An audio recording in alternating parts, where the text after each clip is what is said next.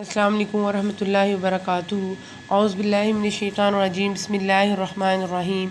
Rabbi इश्रह ली सदरी वयस्सिर ली अमरी वहलुल उक़दतम मिन लिसानी यफ़क़हू क़ौली। Rabbi ज़िदनी इल्मा rabbi यस्सिर वला तुअस्सिर वतम्मिमिल खैर। अल्हम्दुलिल्लाह, आज हम सूरा नंबर 12 पढ़ेंगे, लेकिन आगाज़ हम 11वें पारे की जो सूरत कल शुरू हुई थी सूरह हूद उससे करेंगे। बिस्मिल्लाहिर रहमानिर रहीम। सूरह हूद मक्की है, उसकी 123 आयतें और 10 रुकू हैं। इस सूरत में भी उन कौमों का तज़किरा है जो आयात इलाही और पैगम्बरों की तकज़ीब करके अल्लाह ताला के अज़ाब का निशाना बनी और तरीक़े सफ़ात से या तो हरफ़ गलत की तरह मिट गईं या अवराक़ तारीख़ पर इबरत का नमूना बनी मौजूद रहीं। इसीलिए हदीस में आता है कि हज़रत अबू बकर सिद्दीक़ रज़ियल्लाहु अन्हु ने रसूलुल्लाह सल्लल्लाहु अलैहि वसल्लम से अर्ज़ किया कि क्या बात है, आप बूढ़े से नज़र आते हैं। तो आप सल्लल्लाहु अलैहि वसल्लम ने फरमाया कि मुझे सूरह हूद, वाक़िया, अम्मा यतसाअलून और इज़ा शम्स कुव्विरत वगैरह ने बूढ़ा कर दिया है। फिर अल्लाह ताला फरमा रहे हैं कि याद रखो, वो लोग अपने सीनों को दोहरा किए देते हैं ताकि अपनी बातें अल्लाह से छुपा सकें। यानी अल्लाह ताला तो हर चीज़ से वाकिफ़ है और अल्लाह ताला दिल की अंदरूनी फीलिंग से भी बखूबी वाकिफ़ है और अल्लाह ताला इंसान के अमाल के जज़ा और सज़ा का मामला भी इसी बुनियाद पर करेगा कि दिल के अंदर के हालात क्या थे। हदीस रसूल सल्लल्लाहु अलैहि वसल्लम में भी है ना कि इन्नमल अमालु बिन्नियात, बेशक अमाल का दारोमदार नीयतों पर है। आगे अल्लाह ताला फरमा रहे हैं, ज़मीन पर चलने फिरने वाले जितने जानदार हैं सबकी रोज़ियाँ अल्लाह ताला पर हैं। वही उनके रहने सहने की जगह को जानता है और उनके सौंपे जाने की जगह को भी सब कुछ वाज़िह किताब में मौजूद है।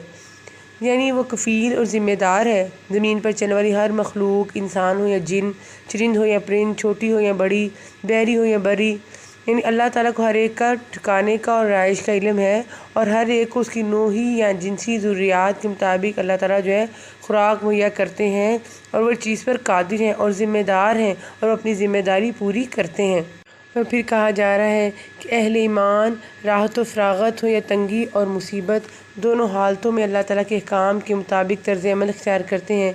जैसा कि हदीस में आता है, नबी सल्लल्लाहु अलैहि वसल्लम ने कसम खाकर फरमाया, कसम उस ज़ात की जिसके हाथ में मेरी जान है, अल्लाह ताला मोमिन के लिए जो भी फ़ैसला फरमाता है उसमें उसके लिए बेहतरी का पहलू होता है। अगर उसको राहत पहुँचती है तो उस पर अल्लाह का शुक्र अदा करता है जो उसके लिए बेहतर यानी अजर का बायस है। अगर कोई तकलीफ़ पहुँचती है तो सब्र करता है, ये भी उसके लिए बेहतर है। ये इम्तियाज़ एक मोमिन के सिवा किसी को हासिल नहीं। और एक और हदीस में इरशाद फरमाया कि मोमिन को जो भी फ़िक्र व गम और तकलीफ़ पहुँचती है, हत्ता कि उसे कांटा चुभता है, तो अल्लाह ताला उसकी वजह से गलतियाँ माफ़ फरमा देता है। सूरह मारिज की आयत 19 और 22 में भी इसी टॉपिक को डिस्क्राइब किया गया है। और फिर अल्लाह ताला मोमिनीन और काफिरीन और सआदतमंदों और बदबख्तों दोनों का तज़किरा करने के बाद अब इसमें दोनों की मिसाल बयान करके दोनों की हकीकत को मज़ीद वाज़िह कर रहे हैं।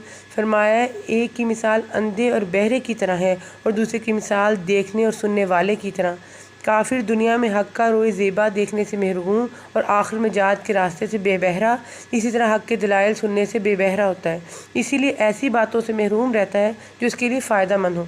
इसके बरक्स मोमिन जो होता है वह समझदार, हक़ को देखने वाला, हक़ और बातिल के दरमियान तमीज़ करने वाला होता है।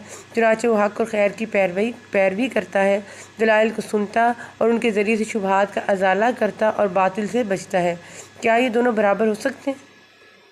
बिल्कुल नहीं, दोनों बराबर नहीं हो सकते। जैसे दूसरे मुकाम पर फरमाया, ला यस्तवी अस्हाबुन नारी व अस्हाबुल जन्नह, अस्हाबुल जन्नति हुमुल फाइज़ून, जन्नती दोस्त की बराबर नहीं हो सकते, जन्नती तो कामयाब होने वाले हैं।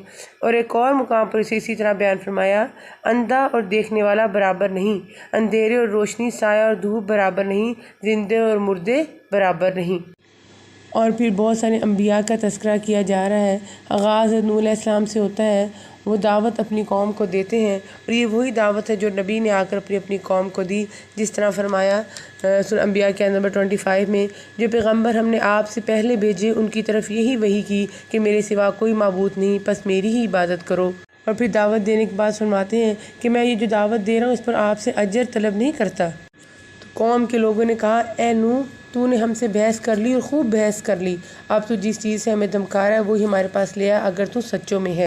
یہ وہی حماقت اس کا ارتکاب گمراہ قومیں کرتی آئی ہیں کہ وہ اپنے پیغمبر سے کہتی رہی ہیں کہ اگر تو سچا ہے تو ہم پر عذاب نازل کروا کر ہمیں تباہ کروا دے۔ حالانکہ ان میں عقل ہوتی تو وہ کہتی کہ اگر تو سچا ہے اور واقعی اللہ کا رسول ہے تو ہمارے لیے بھی دعا کر کہ اللہ تعالیٰ ہمارا سینہ بھی کھول دے تاکہ ہم اسے اپنا لیں۔ یہاں تک کہ جب ہمارا حکم آ پہنچا اور تنور ابھرنے لگا، ہم نے کہا کہ اس کشتی میں ہر قسم کے جانداروں میں سے ایک جوڑے یعنی 2 جانور، ایک نر ایک مادہ سوار کرا لے، اور اپنے گھر کے لوگوں کو بھی سوائے ان کے جن پر پہلے سے بات پڑ چکی ہے، اور سب ایمان والوں کو بھی ان کے ساتھ لانے والے جو ایمان والے تھے بہت ہی کم تھے۔ وہ کشتی انہیں پہاڑوں جیسی موجوں میں لے کر جا رہی تھی، اور نوح علیہ السلام نے اپنے لڑکے کو جو کنارے پر تھا پکار کر کہا کہ اے میرے پیارے بچے، ہمارے ساتھ سوار ہو جائے اور کافروں میں شامل نہ رہے۔ پھر اس نے جواب دیا کہ میں تو کسی بڑے پہاڑ کی طرف پناہ میں آ جاؤں گا جو مجھے پانی سے بچا لے گا۔ نوح علیہ السلام نے کہا کہ آج اللہ کے امر سے بچانے والا کوئی نہیں، صرف وہی بچیں گے جن پر اللہ کا رحم ہوا۔ اسی وقت ان دونوں کے درمیان موج حائل ہو گئی اور ڈوبنے والوں میں سے ہو گیا۔ نوح علیہ السلام نے اپنے پروردگار کو پکارا اور کہا کہ میرے رب، میرا بیٹا تو میرے گھر والوں میں سے ہے، یقیناً تیرا وعدہ بالکل سچا ہے اور تو تمام حاکموں سے بہتر حاکم ہے۔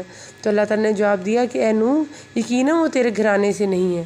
یعنی حضرت نوح علیہ السلام نے قرابت نسبی کا لحاظ کرتے اسے اپنا بیٹا قرار دیا، لیکن اللہ تعالیٰ نے ایمان کی بنیاد پر قرابت دین کے اعتبار سے اس بات کی نفی فرمائی وہ تیرے گھرانے سے ہے، اس لیے کہ ایک نبی کا اصل گھرانہ تو وہی ہے جو اس پر ایمان لائے، چاہے وہ کوئی بھی ہو۔ اگر کوئی ایمان نہ لائے، چاہے وہ نبی کا بیٹا ہو یا بیوی، وہ نبی کے گھرانے کا فرد نہیں۔ اللہ تعالیٰ کہہ رہے ہیں کہ اس کے کام بالکل ہی ناشائستہ ہیں، تجھے ہرگز وہ چیز نہ مانگنی چاہیے جس کا تجھے مطلقاً علم نہ ہو۔ میں تجھے نصیحت کرتا ہوں کہ تو جاہلوں میں سے اپنا شمار کرانے سے باز رہے۔ اور پھر ہود علیہ السلام کی قوم کا ذکر آ جاتا ہے کہ انہوں نے بھی یہی دعوت توحید دی، اور پھر فرماتے ہیں کہ میں اس پر اجر جو ہے طلب نہیں کرتا۔ تو ان کی قوم نے بھی ان کا انکار کیا، جیسے پہلی قوموں کا طرز تھا وہی اختیار انہوں نے کیا۔ انہوں نے کہا کہ اے ہود، تمہارے پاس کوئی دلیل تو لایا نہیں، ہم صرف تیرے کہنے سے اپنے معبودوں کو چھوڑنے والے نہیں، اور نہ ہم تجھ پر ایمان لانے والے ہیں۔ اور پھر جب ہمارا حکم آ پہنچا تو ہم نے ہود کو اور اس کی مسلمان ساتھیوں کو اپنی خاص رحمت سے نجات فرمائی، ہم نے ان سب کو سخت عذاب سے بچا لیا۔ اور پھر اس کے بعد حضرت صالح علیہ السلام کی قوم کا واقعہ ہے کہ یہ بھی دعوت توحید دینے کے بعد فرماتے ہیں کہ اجر کا طالب نہیں ہوں، اور اے میری قوم والو، یہ اللہ کی بھیجی ہوئی اونٹنی ہے جو تمہارے لیے ایک معجزہ ہے، اب تم اسے اللہ کی زمین میں کھاتی ہوئی چھوڑ دو اور اسے کسی طرح کی ایذا نہ پہنچاؤ ورنہ فوری عذاب تمہیں پکڑ لے گا۔ یہ وہی اونٹنی ہے جو اللہ تعالیٰ نے ان کے کہنے پر ان کی آنکھوں کے سامنے ایک پہاڑ یا ایک چٹان سے برآمد فرمائی، اس لیے اسے ناقۃ اللہ یعنی اللہ کی اونٹنی کہا گیا ہے، کیونکہ یہ خالص اللہ کے حکم سے معجزانہ طور پر ظاہر ہوئی تھی۔ اس کے بارے میں انہیں تاکید کر دی گئی تھی کہ اسے ایذا نہ پہنچانا ورنہ تم اللہ تعالیٰ کی عذاب کی گرفت میں آ جاؤ گے۔ پھر بھی ان لوگوں نے اس اونٹنی کے پاؤں کاٹ ڈالے۔ اس پہ صالح نے کہا کہ اچھا، تم اپنے گھروں میں 3 دن تک تو رہ سہ لو، یہ وعدہ جھوٹا نہیں ہے۔ لیکن ان ظالموں نے زبردست معجزے کے باوجود نہ صرف ایمان لانے سے گریز کیا بلکہ اللہ تعالیٰ کے حکم سے صریح سرتابی کرتے ہوئے اسے مار ڈالا، جس کے بعد انہیں 3 دن تک کی مہلت دی گئی کہ 3 دن کے بعد تمہیں عذاب کے ذریعے سے ہلاک کر دیا جائے گا۔ پھر جب ہمارا فرمان آ پہنچا، ہم نے صالح کو اور ان پر ایمان لانے والوں کو اپنی رحمت سے اس سے بھی بچا لیا اور دن کی رسوائی سے بھی، یقیناً تیرا رب نہایت توانا اور غالب ہے۔ اس سے مراد وہی عذاب ہے جو وعدے کے مطابق پھر چوتھے دن آیا، اور صالح علیہ السلام ان پر ایمان لانے والوں کے سوا سب کو ہلاک کر دیا گیا۔ اور پھر لوط علیہ السلام کی قوم کا واقعہ بیان کیا جا رہا ہے، اور ہمارے بھیجے پیغمبر ابراہیم کے پاس خوشخبری لے کر پہنچے اور سلام کہا، انہوں نے بھی جواب جو ہے وہ سلام دیا۔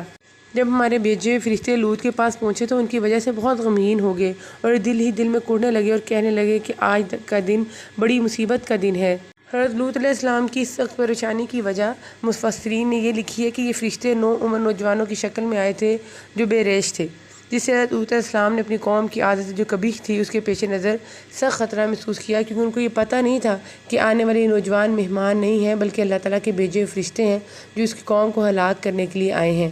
جب بدکاروں کو پتہ چلا کہ چند خوبرو نوجوان لوط علیہ السلام کے گھر آئے ہیں تو وہ دوڑے ہوئے آئے اور انہیں اپنے ساتھ لے جانے پر اصرار کیا تاکہ ان سے اپنی غلط خواہشات پوری کر لیں۔ تو لوط علیہ السلام نے کہا کہ میرے گھر آئے مہمانوں کے ساتھ زیادتی اور زبردستی کر کے مجھے رسوا نہ کرو، کیا تم میں ایک آدمی بھی ایسا سمجھدار نہیں ہے جو میزبانی کے تقاضوں ان کی نزاکت کو سمجھ سکے اور تمہیں اپنے برے ارادوں سے روک سکے؟ حضرت لوط علیہ السلام نے یہ ساری باتیں اس بنیاد پر کیں کہ وہ ان فرشتوں کو فی الواقع نووارت مسافر اور مہمان ہی سمجھتے رہے، اس لیے وہ وجہ طور پر ان کی حفاظت کو اپنی عزت و وقار کے لیے ضروری سمجھتے رہے۔ اگر ان کو پتہ چل جاتا کہ یا وہ عالم الغیب ہوتے تو ظاہر بات ہے کہ انہیں یہ پریشانی ہرگز لاحق نہ ہوتی جو انہیں ہوئی، جس کا نقشہ یا قرآن مجید نے کھینچا ہے۔ لیکن ایک جائز اور فطری طریقے کو انہوں نے بالکل رد کر دیا اور غیر فطری کام اور بے حیائی پر اصرار کیا، جس سے اندازہ لگایا جا سکتا ہے کہ وہ قوم اپنی اس بے حیائی کی عادت خبیثہ میں کتنی آگے جا چکی تھی اور کس قدر اندھی ہو گئی تھی۔ اور پھر جب فرشتوں نے لوط علیہ السلام کی بے بسی، ان کی قوم کی سرکشی کا مشاہدہ کر لیا تو بولے، اے لوط، گھبرانے کی ضرورت نہیں ہے، ہم تک تو کیا اب یہ تجھ تک بھی نہیں پہنچ سکتے۔ اب رات کے ایک حصے میں سوائے بیوی کے اپنے گھر والوں کو لے کر یہاں سے نکل جائیے، صبح ہوتے ہی بستی کو ہلاک کر دیا جائے گا۔ پھر نشان زد کنکریلے پتھر ہیں جو ان پر برسائے گئے، اور بعض کے نزدیک اس کا سے مراد وہ بستیاں جو ہلاک کی گئیں اور جو شام اور مدینہ کے درمیان تھیں۔ اور پھر تیسرا ربع کے آغاز میں شعیب علیہ السلام کی دعوت توحید کا ذکر ہے، اور ہم نے مدین والوں کی طرف ان کے بھائی شعیب کو بھیجا۔ اس نے کہا، اے میری قوم، اللہ کی عبادت کرو، اس کے سوا تمہارا کوئی معبود نہیں، اور تم ناپ تول میں بھی کمی نہ کرو، میں تمہیں آسودہ حال دیکھ رہا ہوں، مجھے تم پر گھیرنے والے دن کے عذاب کا خوف بھی ہے۔ یہ دوسری علت ہے کہ اگر تم اپنی حرکت سے باز نہ آئے تو پھر اندیشہ ہے کہ قیامت والے دن کے عذاب سے تم نہ بچ سکو گے۔ گھیرنے والے دن سے مراد قیامت کا دن ہے کہ اس دن کوئی گناہ گار اللہ تعالیٰ کے پکڑ سے بچ سکے گا، نہ بھاگ کر کہیں چھپ سکے گا۔ اے میری قوم، ناپ تول انصاف کے ساتھ پوری کرو، لوگوں کو ان کی چیزیں کم نہ دو اور زمین میں فساد اور خرابی نہ مچاؤ۔ انبیاء علیہ السلام کی دعوت دو جو امپورٹنٹ بنیادیں ہوتی ہیں ان پر مشتمل ہوتی ہے، حقوق اللہ کی ادائیگی اور دوسرے حقوق العباد کی ادائیگی۔ اب تاکید کے طور پر انہیں کہا جا رہا ہے کہ انصاف کے ساتھ پورا ناپ تول کرو، اور لوگوں کو چیزیں کم کر کے دینے سے منع کیا جا رہا ہے، کیونکہ اللہ تعالیٰ کے ہاں یہ بھی ایک بہت بڑا جرم ہے، اور اللہ تعالیٰ نے ایک پوری صورت جو صورت متففین ہے اس میں اس جرم کی شناخت و قباحت اور اس کی اخروی سزا بیان فرمائی ہے۔ متففین کے لیے ہلاکت ہے، یہ وہ لوگ ہیں کہ جب لوگوں سے ناپ کر لیتے ہیں تو پورا لیتے ہیں، اور جب دوسروں کو ناپ کر یا تول کر دیتے ہیں تو کم کر کے دیتے ہیں۔ اور انہوں نے کہا کہ اے شعیب، تیری اکثر باتیں تمہاری سمجھ میں ہی نہیں آتی، ہم تو تجھے اپنے اندر بہت کمزور پاتے ہیں، اگر تیرے قبیلے کا خیال نہ ہوتا تو ہم تجھے سنسار کر دیتے، اور ہم تجھے کوئی حیثیت والی ہستی نہیں گنتے۔ اور پھر ان باتوں پر اللہ تعالیٰ نے جب کہہ رہے ہیں کہ جب ہمارا حکم عذاب آ پہنچا تو ہم نے شعیب کو ان کے ساتھ تمام مومنوں کو اپنی خاص رحمت سے نجات بخشی، اور ظالموں کو سچ انگاڑ کے عذاب سے دبوچا، جس سے وہ اپنے گھروں میں اوندے پڑے ہوئے ہو گئے۔ اور قوموں کے حالات اور انجام، ان سارے قصوں کو سننے کے بعد قوم ہود، یعنی کہ جو اللہ تعالیٰ کی نشانی کو ٹکرا رہے تھے، قوم لوط ہم جنس فلسی کا شکار تھے، حضرت شعیب کی قوم جو تھی ناپ تول میں کمی کرتی تھی، ایک چیز مشاہدے میں آئی ہے کہ یہ جو ساری برائیاں تھیں وہ ہر قوم میں ایک تھیں، جن کی وجہ سے عذاب کا شکار ہوئے، اور ہماری سوسائٹی میں یہ ساری پائی جاتی ہیں۔ اللہ تعالیٰ کو ان سب کو بیان کرنے کا مقصد یہ ہے کہ ہم اس سے عبرت پکڑیں، سبق لیں۔ جیسے اللہ تعالیٰ کہہ رہے ہیں کہ تیرے پروردگار کی پکڑ کا یہی طریقہ ہے کہ جب وہ بستیوں کے رہنے والے ظالموں کو پکڑتا ہے، بے شک اس کی پکڑ دکھ دینے والی اور نہایت سخت ہے۔ یعنی جس طرح گزشتہ بستیوں کو اللہ تعالیٰ نے تباہ و برباد کیا ہے، آئندہ بھی وہ ظالموں کی اسی طرح گرفت کرنے پر قادر ہے۔ حدیث میں آتا ہے، نبی صلی اللہ علیہ وسلم نے فرمایا، اللہ تعالیٰ یقیناً ظالم کو مہلت دیتا ہے، لیکن جب اس کی گرفت کرنے پر آتا ہے تو پھر اس طرح اچانک کرتا ہے کہ پھر مہلت نہیں دیتا۔ اور پھر اللہ تعالیٰ فرما رہے ہیں، یقیناً ان میں سے ہر ایک جب ان کے روبرو جائے گا تو آپ کا رب اسے اس کے اعمال کا پورا بدلہ دے گا، بے شک وہ جو کچھ کر رہے ہیں اس سے وہ باخبر ہے۔ یعنی اللہ تعالیٰ کے پاس ہماری ایک نیکی، ایک برائی کا ریکارڈ موجود ہے، اس کے مطابق اللہ تعالیٰ ہمیں جزا اور سزا دیں گے۔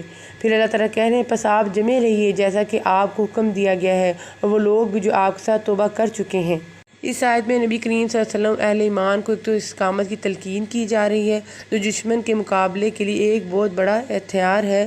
پھر اللہ تعالیٰ کہہ رہے ہیں کہ خبردار تم حد سے نہ بڑھنا، اللہ تعالیٰ تمہارے تمام اعمال کا دیکھنے والا ہے۔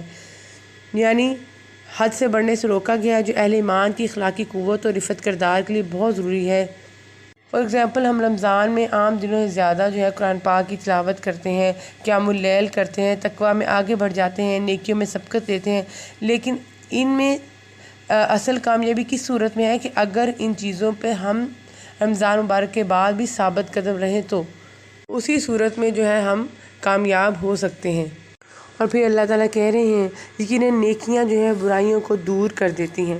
جس طرح کہ حدیث میں بھی اسے بڑی وضاحت کے ساتھ بیان فرمایا گیا ہے، مثلا 5 نمازیں جمعہ دوسرے جمعہ تک اور رمضان دوسرے رمضان تک ان کے مابین ہونے والے گناہوں کو دور کرنے والے ہیں، بشرطے کہ کبیرہ گناہوں سے بچا جائے۔ ایک اور حدیث میں رسول اللہ صلی اللہ علیہ وسلم نے فرمایا، بتلاؤ اگر تم میں سے کسی کے دروازے پر بڑی نہر ہو، وہ روزانہ اس میں 5 مرتبہ نہاتا ہو، کیا اس کے بعد اس کے جسم پہ میل کچیل باقی رہے گا؟ صحابہ رضی اللہ عنہما نے عرض کیا، نہیں۔ آپ صلی اللہ علیہ وسلم نے فرمایا، اسی طرح 5 نمازیں ہیں، ان کے ذریعے سے اللہ تعالیٰ گناہوں اور خطاؤں کو مٹا دیتا ہے۔ اسی لیے ہمیں ہر چھوٹی چھوٹی نیکی کو قدر سے دیکھنا چاہیے، مثلاً کسی پیاسے کو پانی پلانا، راستے سے رکاوٹ ہٹانا، مسکرانا، سلام کرنا۔ ان چھوٹی چھوٹی نیکیوں کے تھرو اپنے نامہ اعمال کو زیادہ سے زیادہ بڑھنے کی کوشش میں لگے رہیں۔ فار ایگزامپل سم ٹائمز ایسا ہوتا ہے کہ ہم اپنے پرس کی صفائی کرتے ہیں تو کچھ ریزگاری کوئنس کی شکل میں نکل آتی ہے جن کو ہم اکثر بھول چکے ہوتے ہیں۔ تو اسی طرح یہ چھوٹی چھوٹی نیکیاں انشاءاللہ ہمیں اس وقت ہمارے کام آئیں گی جب ہمیں ایک ایک نیکی کی اشد ضرورت ہوگی۔ اور پھر اللہ تعالیٰ دوبارہ سے جس چیز کا ہمیں بار بار پیچھے بھی اللہ تعالیٰ تاکید کر رہے ہیں، اسی کی چیز کی تاکید کر رہے ہیں کہ آپ صبر کرتے رہیے، یقیناً اللہ تعالیٰ نیکی کرنے والوں کا اجر جو ہے وہ ضائع نہیں کرتا۔ پھر اللہ تعالیٰ فرما رہے ہیں، بس کیوں نہ تم سے پہلے زمانے کے لوگوں میں سے ایسے اہل خیر لوگ ہوئے جو زمین فساد پھیلانے سے روکتے، سوائے ان چند کے جنہیں ہم نے ان میں سے نجات دی تھی۔ یعنی گزشتہ قوم میں سے ایسے نیک لوگ کیوں نہ ہوئے جو اہل شر اہل منکر کو شر منکرات اور فساد سے روکتے۔ پھر فرمایا، ایسے لوگ تھے تو صحیح لیکن بہت تھوڑے، جنہیں ہم نے اس وقت نجات دی تھی جب دوسروں کو عذاب کے ذریعے سے ہلاک کیا۔ ظالم لوگ تو اس چیز کے پیچھے پڑ گئے جس میں انہیں آسودگی دی گئی تھی اور وہ گناہ گار تھے۔ یعنی یہ ظالم اپنے ظلم پر قائم اور اپنے مدہوشیوں میں مست رہے حتیٰ کہ اللہ تعالیٰ کے عذاب نے انہیں پکڑ لیا۔ آپ کا رب ایسا نہیں کہ کسی بستی کو ظلم سے ہلاک کر دے اور وہاں کے لوگ نیکوکار ہوں۔ اور پھر چوتھے ربع کے آغاز کے ساتھ ہی سورہ یوسف کی ابتدا ہوتی ہے۔ یہ سورت جو ہے یہ مکی ہے، اس میں 111 آیتیں اور 12 رکوع ہیں۔ اس سورت کا آغاز یوسف علیہ السلام کے خواب سے ہوتا ہے، جبکہ یوسف نے اپنے باپ سے ذکر کیا کہ ابا جان، میں نے 11 ستاروں کو اور چاند کو دیکھا کہ وہ سب مجھے سجدہ۔ اور پھر اس واقعے کا تذکرہ ہے جو یقیناً ہم سب نے سنا ہوا ہے کہ یوسف علیہ السلام کے بھائی انہیں کھیل کود کا بہانہ کر کے باپ سے پرمیشن لے کر ساتھ لے جاتے ہیں اور پھر گہرے کنویں میں ڈال دیتے ہیں۔ اور پھر یوسف علیہ السلام کرتے کو جھوٹ موٹ کے خون سے خون آلود کر کے لاتے ہیں۔ تو جب آپ یہ دیکھتے ہیں تو انہوں نے کہا، یوں نہیں بلکہ تم نے اپنے دل سے ایک بات بنا لی ہے۔ اور پھر وہ الفاظ ادا کیے جو اللہ تعالیٰ کو بے حد پسند آئے، فصبر جمیل، بس صبر ہی بہتر ہے۔ اللہ تعالیٰ کو ان کا یہ صبر اتنا پسند آیا کہ آج اللہ تعالیٰ اتنے 100 سال گزرنے کے بعد بھی اس قصے کو ہمارے سامنے بیان کر رہے ہیں۔ اور اس واقعے میں یہ بھی سکھایا جا رہا ہے کہ ایک تدبیر وہ تھی جو انسان کرتا، دوسری وہ جو رب العالمین کرتے ہیں۔ یعنی ان کے بھائیوں نے تو اپنی طرف سے انہیں کنویں میں ڈال کر بات ختم کر دی، لیکن پھر اللہ تعالیٰ نے دیکھیں کیا تدبیر کی کہ آپ پھر کنویں سے ایک سابق دار شخص کے تک پہنچ جاتے ہیں جو اپنے گھر لے جاتے ہیں۔ یہاں سے پھر یوسف علیہ السلام کا ایک نیا امتحان شروع ہوا۔ حضرت مصر کی بیوی جس کو اس کے خاوند نے تاکید کی تھی کہ یوسف علیہ السلام کو اکرام و احترام کے ساتھ رکھے، وہ یوسف علیہ السلام کے حسن و جمال پہ فریفتہ ہوگی، انہیں گناہ کی دعوت دینے لگی جسے حضرت یوسف علیہ السلام نے ٹھکرا دیا۔ اور حضرت یوسف علیہ السلام نے کمال صبر و ضبط کا بے مثال نمونہ پیش فرمایا، لیکن پھر الزام لگا اور وہ قید خانے میں ڈال دیے گئے۔ یہاں پر بھی ایک لیسن ہمیں ملتا ہے، وہ یہ کہ آپ نے وہاں پر بھی رہ کر جو ہے وہ دین کی دعوت دی، اور جو توحید کی دعوت، شرک کی تردید کی جو ہر نبی کی بنیادی اولین تعلیم اور دعوت ہوتی تھی، آپ نے یہ نہیں سوچا کہ میں تو خود مصیبت میں ہوں، میں کس طرح ان کو سیدھی راہ دکھاؤں۔ تو اللہ تعالیٰ نے ان کے جو الفاظ ہیں جو انہوں نے بیان کیے، وہ یہاں پر اللہ تعالیٰ نے کوٹ کیے ہیں کہ اے میرے قید خانے کے ساتھیوں، کیا متفرق کئی ایک پروردگار بہتر ہیں یا یہ ایک اللہ زبردست طاقتور۔ ان کی باقی ڈیٹیل انشاءاللہ ہم کل پڑھیں گے، اور ہم آخر میں آج کی دعا دیکھ لیتے ہیں جو سورہ ہود کی آیت نمبر 47 میں ہے۔ میرے پالنہار، میں تیری ہی پناہ چاہتا ہوں اس بات سے کہ تجھ سے وہ مانگوں جس کا مجھے علم ہی نہ ہو۔ اگر تو مجھے نہ بخشے گا اور تو مجھ پر رحم نہ فرمائے گا تو میں خسارہ پانے والوں میں سے ہو جاؤں گا۔ وآخر دعوانا ان الحمد للہ رب العالمین۔